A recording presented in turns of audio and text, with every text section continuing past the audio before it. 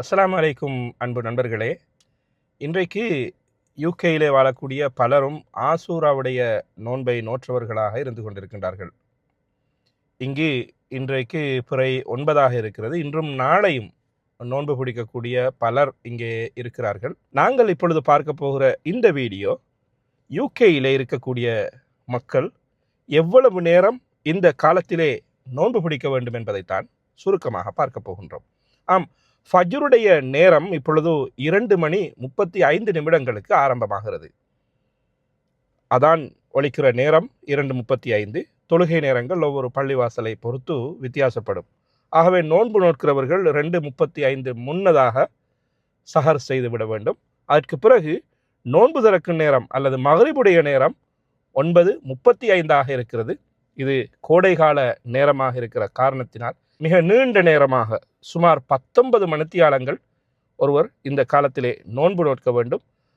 ஆக நான் ஆரம்பத்திலே சொன்னது போல ஃபஜ்ருடைய தொழுகை அதிகாலை 2:35 ஆரம்பமாகிறது.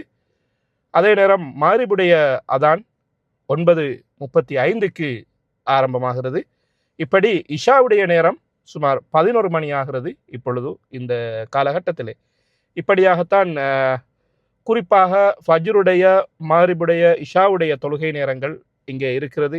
இந்த கோடை காலத்திலே இஷா தொழுகைக்கும் ஃபஜ்ரு தொழுகைக்குமான இடைவெளி சுமார் 3.5 மணித்தியாலங்களே இருக்கிறது. அந்த நிலைமையிலே இஷா தொழுது விட்டு இன்னும் 3.5 மணித்தியாலங்களே எழும்பி ஃபஜ்ரு தொழ வேண்டிய காலகட்டம் தான் இது. இதற்கிடைப்பட்ட நேரங்களிலே தான் நோன்புகளை மக்கள் நோக்க வேண்டும். இப்படியான காலகட்டத்திலே சூடு மிகவும் சூடாக இருக்கிறது. 34 செல்சியஸாக இங்கே சூடு அடித்து கொண்டு செல்கிறது. இது வேறு அரபிய நாடுகளோடு அல்லது இலங்கை, இந்தியா போன்ற நாடுகளோடு ஒப்பிடும் பொழுது இது பெரிய சூடல்ல.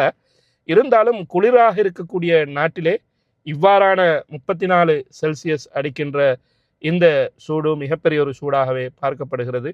பலருக்கும் இந்த சூடுகளை தாங்கிக் கொள்ள முடியாத அளவுக்கு கஷ்டப்படுகின்றவர்களையும் நாங்கள் பார்க்கின்றோம்.